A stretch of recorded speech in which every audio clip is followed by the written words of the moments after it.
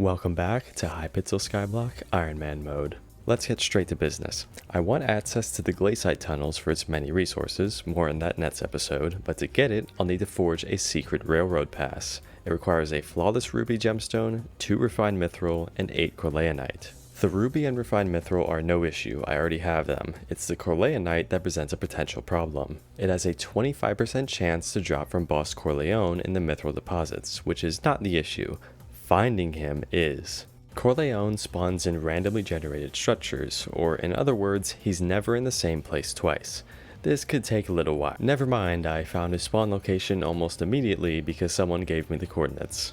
Corleone spawns every 90 or so seconds, which equates to about 50 minutes to get 8 corleonite. In this case though, Camilo C, who gave me the coordinates, managed to stumble upon and optimize a double spawn area. That's right, 2 Corleone structures happen to be right next to each other. This, of course, doubled my rates, allowing me to farm Corleone as optimally as possible. I expected this process to be much longer, but praise be to Camilo C for making it not so.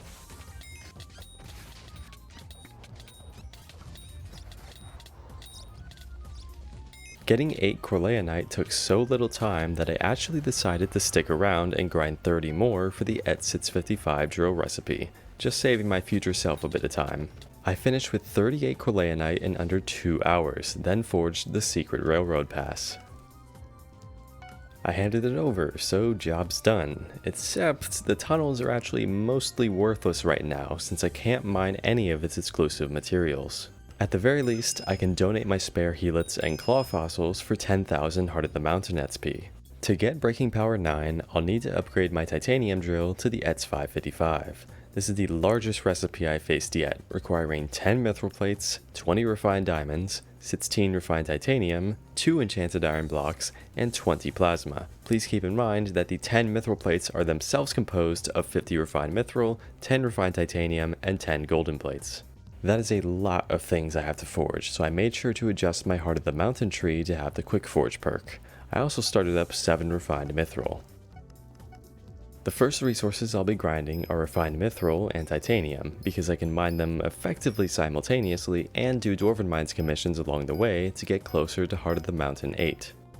I already had most of the mithril, so it was really just grinding the 416 enchanted titanium I needed. In between mining sessions, I refreshed my forge with another set of 7 refined mithril. I'll only need to do this 5 more times. Mithril mining also gave me the opportunity to bolster my mithril powder through gourmands. These events can give a couple 100,000 powder at a time, just as long as nobody feeds the tasty mithril early. Mining, claim commission, mining, claim commission, mining, claim commission. That's all I did until I reached commission milestone tier 6, unlocking the crystal nucleus travel scroll, 1.5 million mining XP, and enough skyblock XP to bring me to level 120. Refined mithril. That milestone left me just 10% short of the next mining level, which I was able to reach in under 30 minutes. Refined mithril. Again. Initially, I was planning on using these dwarven commissions as a means to shorten the time I need to spend later in the glaciite tunnels to get Heart of the Mountain tier 8, but I decided to get it over with now.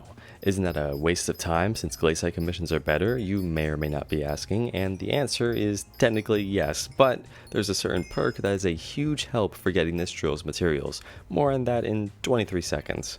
I participated in another Mithril Gourmand event, which did not end early this time, granting me 252,000 powder. All the time I spent on nucleus runs and completing the occasional commission meant I started this with only about 90,000 Heart of the Mountain XP to go, a gap I closed over the course of a couple hundred commissions. Now, this level up may not be as impactful as the 1 to 7, but it does allow me to get this, a perk that grants a flat plus 30 magic find on mining islands. This is an outrageous boost to the rate I can get Sorrow, Glaciite Jewels, and, relevantly, Plasma. Believe me when I say it's a borderline necessity. Refined mithril. I've got all the raw titanium and mithril I need, so now we can move on to the golden plate materials, iron, and diamonds. The mines of Devon provide ample gold for the 20 enchanted blocks I need. While I mine, I might as well address the debate I've seen among some players over the difference in viability between gold and diamond for making money. I currently make 20 million per hour from diamond mining and roughly 15 million per hour from gold mining. It seems pretty clear cut, but there's one other factor with money making methods: fatigue. Diamond mining is regimented, to say the least, requiring a precise route for it to be optimal. But since gold mining takes place in a literal pit of gold, you can just hold Shift, W, and left click while turning occasionally. Is the sacrificing coins per hour worth it? That's up to you. Now to get 12 enchanted iron blocks. The route isn't quite embedded in my brain like for diamonds, so it took a little bit. At long last, I could shift to forging refined titanium, which takes 4 hours longer. Alrighty, time for diamonds. I need 60 enchanted diamond blocks for the 30 total refined diamonds that the recipe calls for. I intended to do all of this in one sitting, but I took a small break around midnight and ended up falling asleep in my chair. I woke up to about 7 hours of footage that I left running. What a tremendous waste of my time. Alright, from here on out, just assume that titanium is being forged. That was not actually the end of my diamond mining. I needed to buy another booster cookie, which are awfully expensive these days. Inflation's hitting Skyblock too. With my shiny new magic find, I can now start grinding 50 glaciite jewels, which I already had 10 of from completing glaciite walker commissions. The first 2 I got were back to back, a 0.024% chance.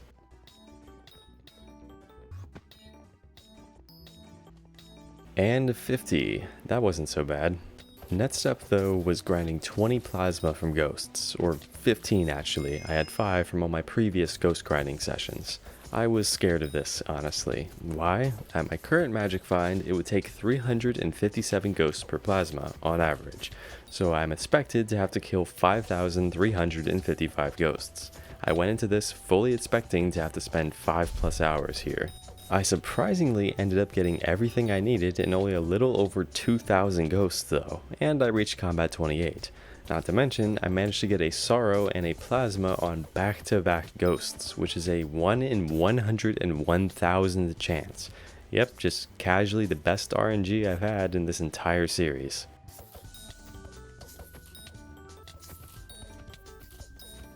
And that's it, number 20. I only had to spend maybe 10 years of luck to do it. I also ended up with 18 sorrow, which I used to craft a sorrow helmet, my second piece of the armor set. So that's all of the raw resources I need for the drill, but since I'm time locked by the forge, let's move on to fishing, beginning with crafting up to a large fishing sack using pufferfish from my minions.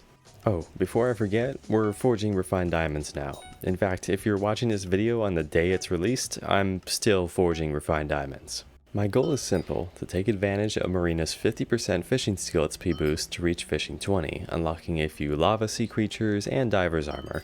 I just want to form a solid base to work from for eventually grinding the materials for gemstone chambers and the topaz drill. Getting fishing 19 was no sweat, I was already most of the way there. Reaching fishing 20 took a little longer, well, quite a bit of time for how low level I am, at least.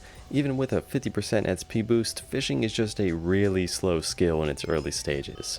2 notable things happened. I caught a water hydra and got a fish affinity talisman from it, and I got a lure sits book, 2 solid boosts to my fishing speed. And there we go. Thank God Marina was mayor right around this time.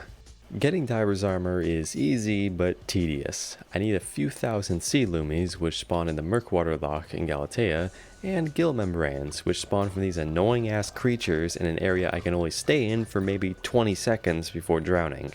But all well that ends well, I suppose. Diver's armor is a great base for regular fishing and for exploring Galatea. That's all for today, but don't fret, this is only one half of the episode. Look forward to part 2 of episode 11 in a shorter time than usual, where I'll actually get to use all the resources I collected to forge the ETS555 and explore the glaciite tunnels. If you're a dedicated enough a viewer to somehow still be watching, let me know in the comments what you might want to see in episode 12. Thanks.